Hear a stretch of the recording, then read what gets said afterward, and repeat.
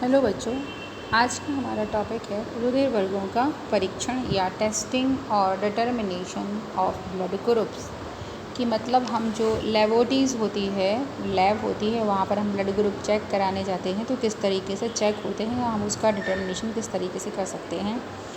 तो आप ये अपना ब्लड ग्रुप से चेक कर सकते हो अगर आपके पास एंटी सीरम ए और एंटी सीरम बी प्रेजेंट है, तो आपके पास अवेलेबल है ये, तो आप खुद से कर सकते हो। तो हमें क्या चाहिए होता है कि ये जो शॉप होती हैं वहाँ पर एंटी सीरम और एंटी सीरम ए और एंटी सीरम बी, ये दो टाइप के सीरम मिलते हैं। हम उनको ले आते हैं, फिर हम 2 कांच की स्लाइड लेते हैं, ठीक है, जैसा कि हमारे पास लैब में है, आपने देखी होंगी इस तरीके की स्लाइड होती हैं, वो ले लेते हैं 2, और एक पर हम ए लिख लेते हैं, एक पर हम बी लिख लेते हैं। और हम जो एंटी सीरम ए है और बी है, तो एंटी सीरम की 1 ड्रॉप इस पर डाल देंगे और एंटी सीरम बी की भी हम इस पर 1 ड्रॉप डाल देंगे। और फिर हम अपना यहाँ से थोड़ा सा स्टेरलाइज जो नीडल होगी, सुई होगी, उससे हम अपना क्या करेंगे, ब्लड निकालेंगे और 1 ड्रॉप इस पर डालेंगे, 1 ड्रॉप इस पर डालेंगे, और दोनों को हम एक उसी नीडल की सहायता से उन दोनों को हम मिक्स करेंगे।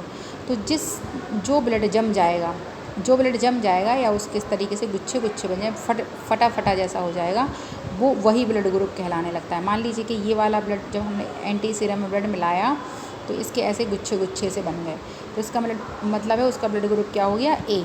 तो मान लीजिए मैंने यहाँ पर इसके गुच्छे गुच्छे बना दिए इसमें, ठीक है। जो ब्लड लिया था और एंटी सीरम लिया था उसको मिलाया, तो इस तरीके से जैसे दही नहीं हो जाता है, उस तरीके से ये इसके क्लॉट से बन गए, तो ब्लड ग्रुप क्या हो जाएगा, ए।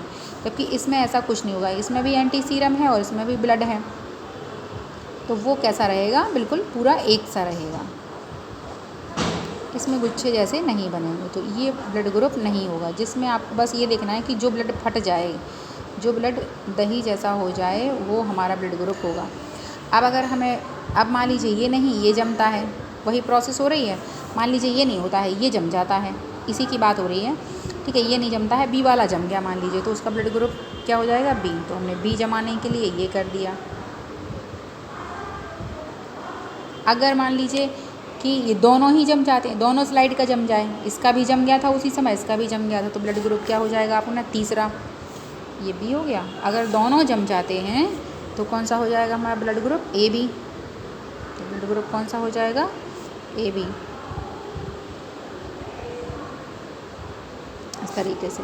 और अगर मान लीजिए कि हमने ब्लड डाला दोनों में और एंटी सीरम डाला और कोई भी नहीं जमता है, किसी में भी इस तरीके से थक्के नहीं जमते हैं, दोनों ही खाली रहते हैं, ठीक है। जैसे ये खाली था हमारा और ये भी खाली बनाना चाहिए था, ये खाली है, तो ये तो ब्लड ग्रुप ए बी हो गया। और जब दोनों ही नहीं जमेंगे तो कौन सा हो जाएगा, ब्लड ग्रुप ओ। इस तरीके से हम ब्लड का जो है डिटर्मिनेशन कर लेते हैं, एंटी सीरम अगर प्रेजेंट होते हैं तो।